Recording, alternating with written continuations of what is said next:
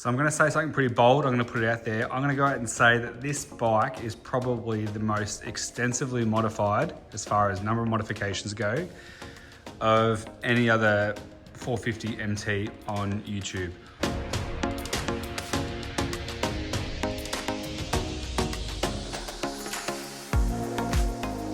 G'day everyone, welcome back to the shed. This is a video I've been wanting to make for a very long time, which you probably already know what it is because you've clicked on the thumbnail. But in this video, I'm gonna go through every single modification I've done to my 2025 Cfmoto 450Mt. This is gonna be a really quick one. I'm not gonna spend too long on each modification. I'm just gonna say what it is, if I like it, if I don't like it, and if I'd buy it again. If you wanna know more information on any specific mod, just check out this playlist that this video is in. I sort of have fallen off the radar a little bit with this bike. Life got in the way, but essentially I've still been riding it. I sort of set myself a goal of every week of doing at least 2 rides, and each one of those rides is around 150K. I'd say about 80% of that is off-road, going through the forest and whatnot. So I've put a lot of these modifications to the test, and really I feel like now, after about 4,500 kilometers on this bike, I'm in a position where I can really tell you what works and what doesn't. So starting off with the genuine accessories by Cfmoto, we have the upper crash bars. I have repainted these ones black, but they are pretty much just the bog standard ones that come from Cfmoto. 120 bucks. I've dropped this bike more times than I'd care to admit publicly. And as you can tell by the way those bars are looking, they pretty much haven't moved. So really solid. I've chipped the heck out of the original paint, which is why I've painted them, and I wanted black for just the looks. But again, dropped it plenty. It's protected the bike, no broken plastics, good mod, definitely get it. We have the front caliper guard down here. Again, another cheap mod by Cfmoto, just protects that front caliper. I don't know if I've taken any significant hits to it, but what I can tell you is I've had no issues with my brakes. So maybe that's luck, but as far as the quality, fit and finish of that mod, yep, no brainer, recommend it. Same goes with this rear brake reservoir guard by Cfmoto. Same dealio, cheap mod, bit of insurance, no worries. One brand you're gonna see a lot on this bike, and that is B&B. So B&B Off-Road is an Australian company. They do a number of accessories. They are premium, both in their construction and their price. So bear that in mind, but I've got a number of their things on here. So I'll just summarize everything I've got. I've got the exhaust hanger there, which removes that pillion passenger foot peg and just supports the exhaust. We've got their bash plate up underneath there, really comprehensive, comes up really high on the side of the engine, taking lots of hits with this thing. The ground clearance on the Cfmoto isn't fantastic, so you will bottom out every now and then, but I've had no issue. And one thing I like about this one is if you get up underneath it here, if that works, you can see it actually covers that rear shock linkage as well, which not all bash plates do. Expensive bash plate, really quite expensive, but it works really well. Come around on the other side, again from B&B. We have the front sprocket cover. Good fit and finish. This just allows debris and the stuff that gets caught up in that front sprocket to fall out, and when you clean your bike, you can actually get in there. Standard, that is a plastic shield, and that will collect a lot of junk in there. So if you are running the original plastic front sprocket cover, you need to take that off every now and then and have a look inside. This just makes that whole thing a lot more simpler. Works well. This rear sprocket fin, I believe it's called, all this really does is it stops things from getting caught up in that chain and dragged into that rear sprocket. I haven't had anything get stuck in there since I've fitted it, and yeah, it's thick aluminium. All their stuff is really heavy duty, so really happy with that. I would recommend that for sure. Again, peace of mind. This is just stopping potential issues from arising. Really, no off-road motorcycle would be complete as far as protection goes without some hand guards. So I've just got the bark busters, nothing really too fancy here. Again, dropped it multiple times. The original plastic ones that come with this bike, they look all right, but they're not they're not fit for purpose. Not if you actually want to go off-road. They're okay for a wind guard, but if you actually want to prepare this motorcycle in the situation where you will drop it, and if you're riding off-road, it's just a matter of time. I really recommend these. Again, dropped it multiple times, no broken levers. Coming down behind the front wheel, quite the controversial modification, this one. Here we have I called it like a header guard. So this one here, it goes in front of the headers, and you've also got your radiator guard as well. Standard, there's nothing here. You can see straight through the headers, which I didn't like that, given the amount of debris that kicks up from that front wheel. And then also the radiator guard by standard is just plastic. So that is a metal mesh. Both of these were off of AliExpress. Again, I've had them on pretty much the whole time I've owned the bike. They've copped an absolute beating. I did have one issue with them, and that was the angle of this header guard. It was leaning too far forward, which meant that once this front wheel compressed those forks, it would rub and interfere with that. And the way around that was to shorten the L brackets on the sides there. Once you shorten those, it allows that header guard to be a steeper angle, and therefore just removes that clearance issue. There was a lot of discussion originally when I first fitted these about people freaking out that the engine was going to overheat. It runs 5 degrees hotter than normal than without that. But again, once it reaches 90 degrees Celsius, that thermofan kicks in anyway and maintains a healthy temperature for the bike without it overheating. So I think I'm happy for it to run a few degrees warmer if it means that the bike is protected. And I want to be able to ride this bike in places, and I often do, that are remote. I might be by myself, and I don't want to run the risk of anything kicking up there, a large rock or something, and damaging either the engine case or the headers. So cheap mod, AliExpress, a little bit of modification, but solid protection. And the beautiful thing is it ties in seamlessly with the bash plate below. And if you didn't know that was, if I hadn't told you that that was AliExpress, you'd probably never know. So a worthwhile mod, that one. The last thing for protection we have down here is just a El Cheapo AliExpress exhaust shield. Unfortunately, the Van Diemen exhaust doesn't come with an exhaust shield in that location, and you will melt your boots, which is disappointing. So again, not an expensive one, but it does the job. One area of focus I've really put a lot of attention to with this bike is the power and the performance. Now brace yourselves, it is a 450, don't expect crazy numbers, and even with the tuning and everything else I've done to it, it doesn't really change the power that dramatically. However, it does make it a better performing bike by smoothing out that power curve and making it more predictable and usable. So what have I done for the power mods?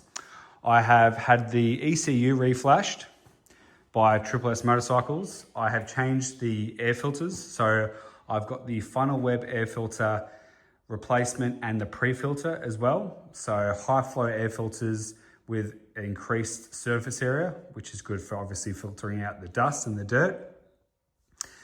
Added with that, I have done the Van Diemen full stainless steel exhaust. So that's headers all the way back to slip on. And it has performed pretty well, I would say. However, it is extremely loud, and this is a very divisive thing on motorcycles. People want the performance, but they may not necessarily want the bark that goes with it. This is a loud exhaust. It is straight through, so it removes the cat. There's straight pipes. There's no sort of resonators or anything like that before it gets to the slip-on. And when you get to this slip-on, there's not a whole lot in it. And I have the baffle installed in this one, which if we look at the back here, you can see baffles installed. It's sort of hard to see in this light. And it's worked quite well. I did have one clearance issue. I'm not sure if you can see the side of that pipe there. It is dinged in a little bit, if it'll focus. There is a decent sized ding just up under here. And that's because I did have the race bobbins installed on the side of swing arm, which I've since removed, but they did create a clearance issue. The Van Diemen, obviously you get a performance increase because it's practically a straight pipe. It is lighter. It doesn't have that exhaust shield, which is annoying, which I had to put another one on, which means I kept melting my boots, and it is expensive. So I would definitely say an aftermarket exhaust is worth it. I think the Van Diemen exhaust is a good exhaust. Are there better ones out there for a cheaper price? Perhaps. I haven't honestly looked around lately. This was sort of earlier days when the bike first came out. but it's a good performing exhaust. But I would say if you're shy about the sound and you don't want anything too throaty, then maybe look at something else. But for the bike that I wanted, and with like the race replica look and everything, I love it. The last performance modification I've done, I guess if you call that, is the front sprocket. So this is the 15 tooth front sprocket. Standard is the 14 tooth. This just allows better cruisability on the highway. You do lose a little bit of that low speed sort of responsiveness and that sort of torque surge low end, but I think it's a worthwhile trade-off. Just make sure if you do go with the front sprocket 15 tooth, get it through Cfmoto. Don't get it from a third party. There's a lot of third party sprockets out there, which I found out firsthand.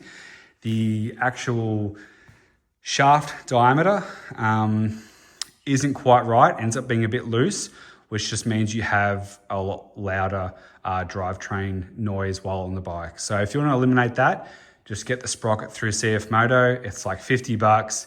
You're getting it straight from the OEM, no issues. So the next category I'll call control and comfort. It's really only 3 mods. I've got the double take style mirrors. They were an AliExpress purchase, about 45 bucks. They work really well, super handy because you can just adjust it with your hand and flip it out of the way. I found the OEM ones were annoying and they were difficult to tighten up. And then if they come loose while you're riding, if you're going over a really bumpy terrain, they're just frustrating. So these, I mean, you can just tighten up as you go. You can flip up out of the way. Again, I've dropped the bike multiple times and come off of it. They haven't broken. If anything significant hits them, it just knocks them out of the way. So I do find that if you tighten them up significantly, if you're going over a lot of jumps and you get a lot of rough landings, they will tend to sort of bounce down, get close to your hand, and then you just need to straighten them back up. Alternatively, if you're doing really hardcore stuff, you can just take them off. Again, you just twist that, take it off, and it'll be out of the way, or you can fold them in so there's no chance of them landing on your hand. But they've worked really well. I'm happy with those. I've got the heated grips. I believe this is from a brand called Apollo, and they've got the switch just on the actual grip itself there. Unlike the Oxfords, which is like a standalone little button module and you've got to find somewhere to put it. These are really good. So I like this style of heated grip. I had them for years. They're actually on a previous motorcycle and I took them off before I sold it. I used to have a Husqvarna Nuda 900. They work really well. Nice and seamlessly integrated. I've just got it running to my battery. But yeah, I think they're called Apollo heated grips. Again, I bought them a long time ago, so not a recent purchase. And the last thing as far as comfort goes is I've got the Cfmoto Rally seat. So this is the taller seat from standard. And given that it's a taller seat, normally where you sort of have this swell here that's cut out on the standard seat, this one's actually quite flat. So they call it the Rally seat. That flatness enables more padding in this area here, so it is more comfortable. It is the Rally seat. I find it more comfortable because it has the more padding. But yeah, a worthwhile mod, that one, especially if you're a bit taller. I'm about 6 foot, so I want a little bit more ground clearance.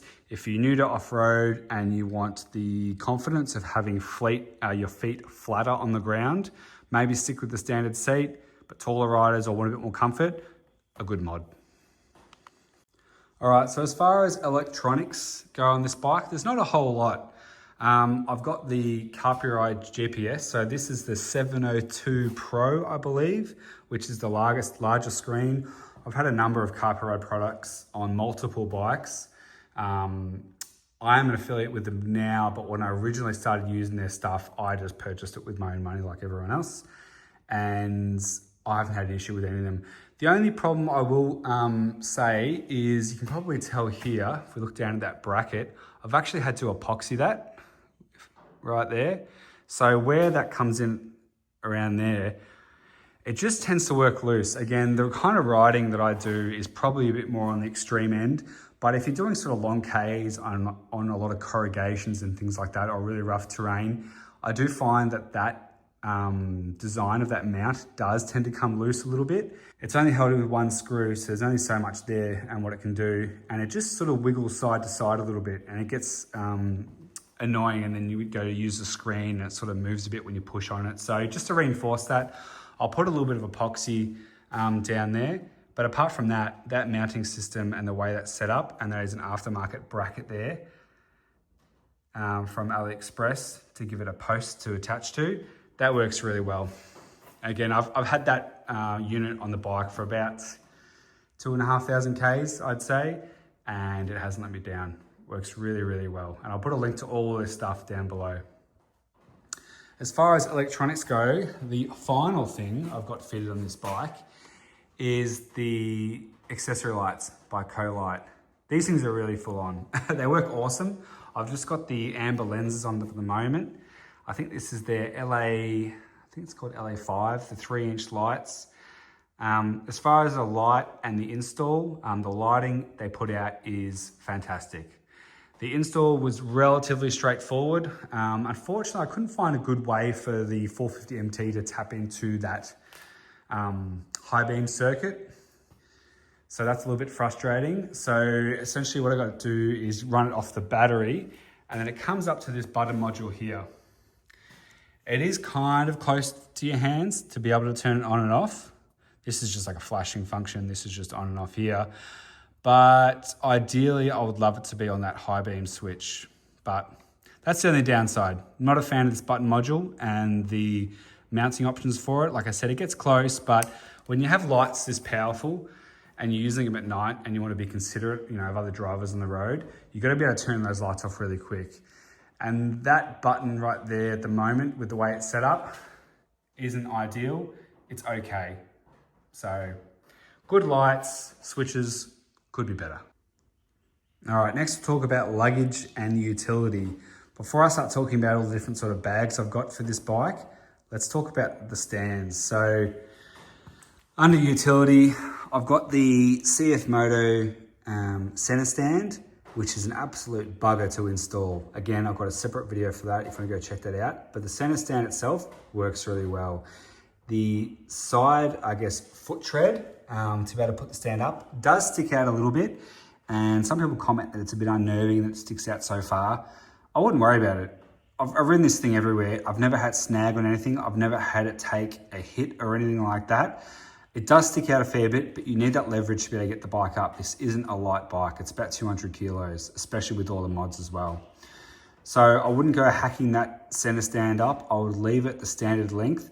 And when you're on the bike, that foot tread will not stick out further than your leg, your body. So honestly, don't worry about it. It's a good bit of kit. It works really well, just the way it is out of the box. With the side stand, I did put the enlarged, foot on that stand. And I think that's an essential mod really for any off-road bike. If you're going off-road, uneven ground, soft terrain, you put the bike on the center stand like that. And I think these things can be stupid expensive. I don't understand why people try and get away charging so much. Some of them are like 80 bucks for a plate, an aluminum plate with a few bolts or whatever else. I think for AliExpress, this thing was cheap as chips. I'll put a link down there, but it wasn't much at all. And for what you pay, worthwhile mod, no brainer, definitely do it. Before I almost forget, as far as control and comfort goes, I would say a windscreen falls in that category as a comfort item. This is an aftermarket screen. It is tinted. It came from AliExpress. Now, this will test my memory. This is a 35 centimeter tall screen. I'm about 6 foot. If you really want to get good wind protection, I'd go a 40 centimeter screen. Standard is 30. All right, so that'll sort of give you an idea of sort of what you want to aim for. But if you're 6 foot and you want good wind protection and you want to buff it just over your head, go the 40 centimeter screen. I find with this one, I do cop the wind around so like the forehead, eye area. So a few more centimeters would really help in that regard. But again, it starts to get down to like an aesthetic styling thing as well. If you don't want to have a bike with a giant windscreen, I feel like this one here is sort of a happy medium. And beautiful thing with this bike is that you can adjust obviously that windscreen up and down, but that's what a 35 centimeter looks like. And I'll put it down into the lowest position. And now in the up position. And you can see with the GPS there, it gives it plenty of coverage even with a 7-inch screen. And that's what we're looking at for a 35 centimeter screen. Looks pretty good, I reckon. So yeah, I do recommend that. All right, now as far as luggage goes, I've got a few bags here. All these bags that I've bought for this bike are all made by Rhino Walk, which I have purchased off of AliExpress. This is my most frequently used bag. This is the 8-litre bag, and basically I use this as pretty much like my go bag when I'm out riding by myself. So I have like a larger toolkit in there. I have a first aid kit, a puncture repair kit, all that sort of stuff lives in there. I leave that on the bike all the time. As soon as I head out, doesn't matter how big the trip is, if I'm by myself, I bring that with me. Super simple. It's just got 4 snaps on the top, and then this elastic band at the top as well, which is really good for putting a bit of tension on the bag. Again, I go over jumps with this bike regularly, and I'll try and include some footage if the weather's good enough. This thing's been put through the ringer. Awesome bag, fully waterproof, and large enough where you can fit some good stuff in there, but not too large where it gets bulky, because obviously it sits on the rear of the bike there, and if you're going down a steep decline, you want to be able to shift your weight back. You don't want a bulky bag sort of, pushing you in the back. So it still allows you to move really well on the bike, but fits lots of good stuff. And because it's just got those 4 snaps at the top, you just 1, 2, 3, 4. So when you hop off the bike, 4 snaps, done. Really simple. They're just sort of hooked onto the luggage rack here, which I'll go into in a sec. But if you want to take that off, just pull it through, no big deal. If I'm riding without my bag, I usually just take the seat off. I fold these up under the seat and then put the seat back on, and you never even know they're there. So not fussing around, throw it on, take it off, happy days. So talking about bags is good, but the bags aren't much use unless you've got a luggage rack suitable to be able to hold them. Now, we'll be honest here, we've just come out of winter and I haven't done a multi-day trip on this bike yet. So, there we go. So I haven't actually used these racks for, a long trip, but they have been on the bike for about 3,000 Ks and I've put it through the absolute ringer. So I'm not sure if you can tell, but with these racks, and keep in mind, this bike, I'm being honest, has been put down multiple times and probably ridden places it shouldn't be ridden. They haven't taken any damage, which is one of the reasons why I bought this luggage rack. First off, it keeps the bikes away from the rear wheel, which you need unless you're going to go for a rackless system.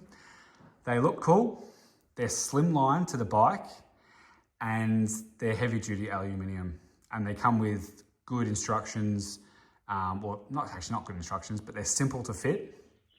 And I've already made a video on fitting these. So if you're not sure how to fit them, go check out my videos. But they look sweet. They function, as far as I can tell, quite well. And they weren't expensive either. So again, I haven't used them on multi-day trips, so I can't tell you exactly what they're like to live with. But just when I've used them so far on the bike and been setting up my gear and stuff on them, they seem to have worked really well. Once I've actually put it through a multi-day trip, I'll be able to come back and report more. But so far, so good. All right, so when that fateful day does come and I finally get out and do a multi-day trip on this bike, I've already got my bags ready to go. So these are the Rhino Walk 28-litre saddle bags and the 45-litre top duffel bag. If you've done much research when it comes to luggage, you'll know that you can spend a lot of money, an eye-watering amount of money, which is why I went with the Rhino Walk stuff. It's really good bang for buck. I haven't used these in anger, but if you look around reviews online, these are a quality product that doesn't break the bank. They've got a lot of features that more premium bags come with, but again, you're not paying premium prices. So again, this is sort of just to give you an idea of what the sizes look like. Again, these are the 28-litre saddle bags and the 45-litre top duffel bag. And I've just filled up that top duffel bag with a bunch of stuff just to give you an idea of the size. Again, you don't have to fill it, obviously, but if you've got a lot of stuff with you, that's sort of what you're looking at there, which I think looks pretty good. But again, I can't give you too detailed review on those because I haven't used them in anger. But so far, I really like what I see. And with that luggage rack system I have on this bike, there's plenty and plenty of straps and adjustment to make it all work. So I'm not concerned at all as far as how these are going to perform. And the final piece of luggage we have on this motorcycle, which I leave on all the time, is the front handlebar bag. Really, the only thing I use this for might be thermal gloves if it's really cold out, or I just put my phone on there, put my phone in there, and that way it can hook in and charge while I'm riding as well. But just again, AliExpress, Cfmoto. I wouldn't call this bag totally waterproof. I think if it were dropped in, say, like a river crossing, water would probably get in there. But as far as like rain and things like that, I've had no issues, and I've no concerns about putting my phone in there. So a good little bag, and good thing too, there's a lot of cheaper handlebar bags out there you can get. But the problem is they're too bulky. And if you can see where that key barrel is on this bike, it's really close. So you want something more sort of slimline, and that's why I went with this bag here. So good, in fact, that I actually went and bought another one for the CRF 450 RL right there. So a good bag. I've used it heaps. I think it's $16. What do you get for 16 bucks these days? Sweet bugger all. So a good bag that, yeah, does the job. All right, and to conclude this video, we're going to talk about the bodywork and styling. Again, another divisive one. We'll just kick it off with the Red Bull livery. This sticker kit came from AliExpress as well. It's pretty fiddly to put on, not going to lie, and it is not perfect by AliExpress standards. You know, it's not entirely like a premium product, but it is pretty close. And for an off-road bike, I'm really happy with it. A lot of people said when I first installed these, oh, they're not going to last, wait till, you know, dirt and water gets up underneath it. Well, like what, 4,000 kilometers later, through hard terrain, nothing's peeled off on me. And yeah, I think they still look pretty sweet. So I'm happy with those. I'll take that. Again, this sticky kit wasn't too expensive. I can't remember the exact price. I'll put links there, but a really good looking kit. And if you want to set yourself apart, you know, there's lots of other different designs you can go with. And look, if you want to nitpick, there's a few bubbles and a few wrinkles, but you know, honestly, who actually cares? I don't. I'm happy with it. Yeah, I'll put a link down, plenty of other designs, lots of cool looking stuff on there. Now, the high front guard. This is a Cfmoto option. It removes the front mud guard, or the front wheel fender, I guess you'd call it. And that was primarily just because I didn't want anything so close to the wheel in case it packed up with mud. I also like the look of the front high guard. I think it gives it a more purposeful off-road look on this bike, which I think looks sweet. And I've had no issues. It's a good guard. Some people say there may be issues with overheating. There's a lot of concern about overheating with this bike. It's water cooled, it's liquid cooled, and it's got a thermo fan. It's not going to overheat on you, so it's fine. Front guard, high guard, good bit of kit, and not expensive either, which is great. Coming to the rear, so I opted to remove the rear luggage rack. I will put it back on when I do a big trip that requires a lot of luggage, but for my day-to-day riding, my weekly riding through the forest, I didn't want this big shelf hanging off the back of the bike. Admittedly, it was mostly for vanity reasons. I didn't want that style of the bike. I liked sort of like the rally-inspired look. But it does have a purpose and it does have function. But the thing I did miss when I removed that rear parcel shelf, I guess you'd call it, the rear luggage rack, is that it also is integrated with the handles. So I bought these handles as a standalone unit off of AliExpress, and they worked quite well. One thing I will notice, I do notice, and I will note, is that they're just made out of steel, all right? Actually, are they steel? Let's test that.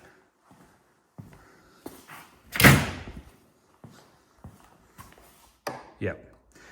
All right, so they're just made out of steel, and as you know, steel bends, and these aren't particularly reinforced, especially these tabs here. So if you grab that handle and you pull up really hard, say if the bike's fallen over and you just reef on it, you will feel them bend. So an okay mod, but not a very heavy duty mod. I would like it if a heavier duty version of that came out. Particularly these front tabs here, they're really, that's the weak link right there. So can't say I'd recommend these exact ones unless you're just doing it more for looks and you're mostly going to be keeping it upright. But again, if you're doing more challenging off-road riding and you're gonna put them through their paces, just be mindful with these rear handles. They're not very heavy duty. So that was a bit disappointing. And they weren't cheap. There might be more options now, but at the time when I bought these, there really weren't many options out there. And lastly, and this is from B&B as well, and I didn't mention it before because it's not really protection, but it is the rear tail tidy or number plate holder, whatever you want to call it. And that just basically removes that massive rear plastic fender that shoots off the back of the bike.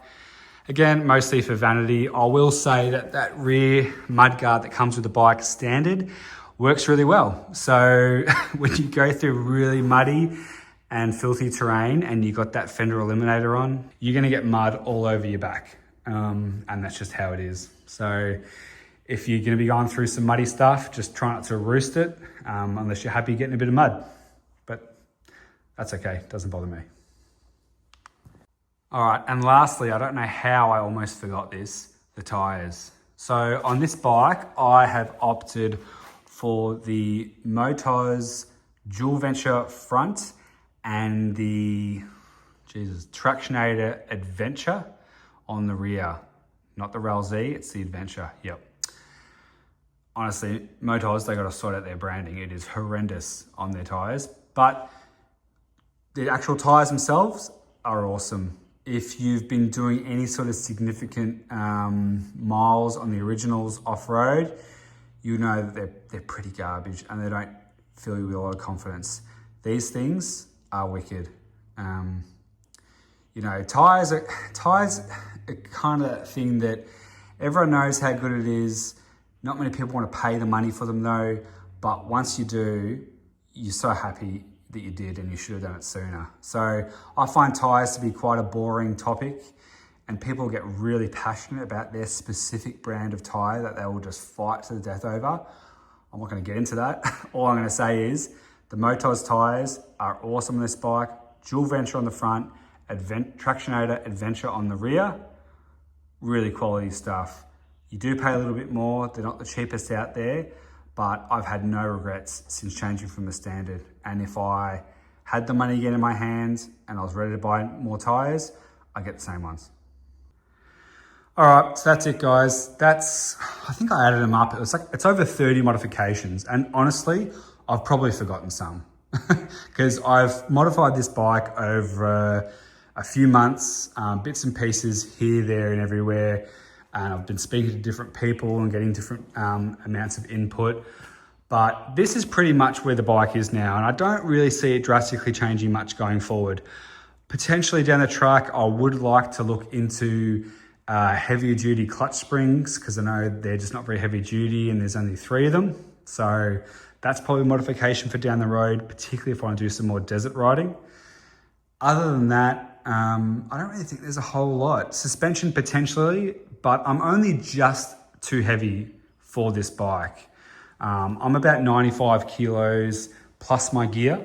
So I am on the heavier end, but only just. And I do bottom out if I'm not careful. But as I ride the bike more and you get better at sort of finessing the weights and making the bike land softer and things like that, I find I'll bottom out less and less the more I ride it. But potentially in the future, we'll look into suspension. But yeah, I'm not 100% sold that it's worth the money at this stage. If you have any mods on your bike that you think are worth mentioning, please chuck them down below. I'd love this video to be a resource for other 450MT owners, you know, into the future. It'd be great to get some different input from different people, especially if you're riding in different sorts of areas than say what I am. So that's really where, you know, this can be a bit of a knowledge hub for other riders to sort of, you know, get their finger on the pulse and figure out what this bike can do with some well-considered modifications and just what's out there and really how you can stretch your dollar. This is a budget bike at the end of the day. I've obviously gone hell for leather in making it into the most well-rounded bike for me. And we can get into the dollar amounts and stuff like that maybe in another video if people are interested. But it's been a significant outlay, and to try and keep it to its roots and to its, you know, sort of core value and appeal, try and keep these mods cheap with good options that are sort of well thought out and well tested. please chuck your mods down below. I'd really appreciate it. I'm sure new riders in the future, it'll be really useful to them too. All right, so that's it guys. Thanks for tuning in, and I'll see you in the next one.